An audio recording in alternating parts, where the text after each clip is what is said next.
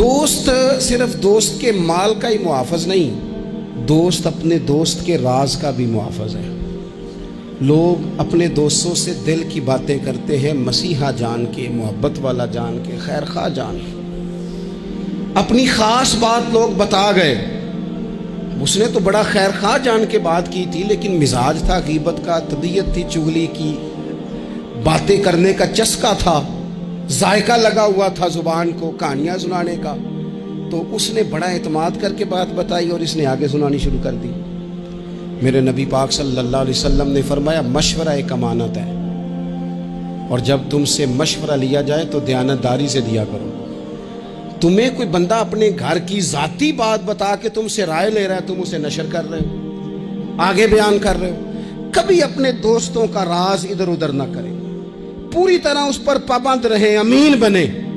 کسی کی بات پتہ چل جائے پھر اس پر ڈیوٹی کریں، پھر اس کو سنبھال کے رکھیں۔ یاد رکھنا، میرے نبی پاک علیہ السلام نے فرمایا ہے اگر تم کسی شخص کو رسوا کرو گے نا تو تم 7 کمروں میں پیچھے بھی بیٹھے ہوئے تو اللہ تمہیں وہاں رسوا کر دے گا۔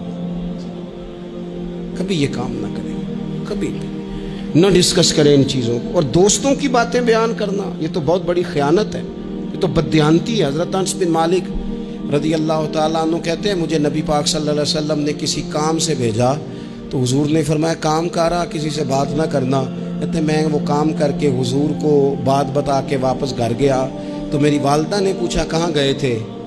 مائیں پوچھتی ہیں دیر سے کیوں آئے ہو؟ تو میں نے کہا اماں یہ نبی پاک کا راز ہے، میں نے نہیں عرض کرنی۔ کہتے ہیں اٹھ کے میری ماں نے میرا ماتھا چوما، کہنے لگی پتر میں راضی ہوں، محبوب جو کہے اس کی ہمیشہ حفاظت کرنا۔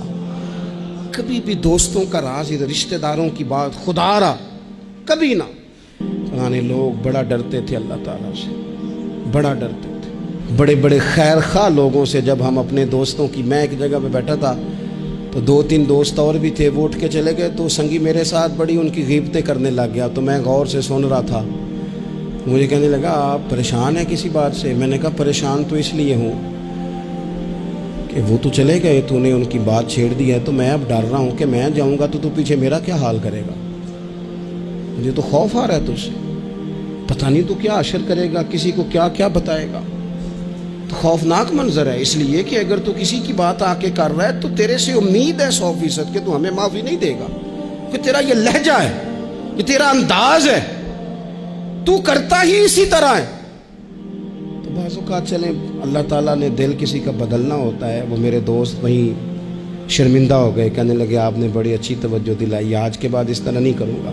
میں نے کہا یار ہو جاتی ہیں غلطیاں، لیکن یہاں تو آپ کو اس کے منہ پہ بات کرنی چاہیے تھی، سمجھانا چاہیے تھا، یا دعا کرنی چاہیے تھی۔ اپنے سنگیوں کا، ساتھ رہنے والوں کا قصہ آپ بیان کر رہے ہیں۔ اعلیٰ ظرف لوگوں کا یہ طریقہ اور سلیقہ نہیں ہوگا۔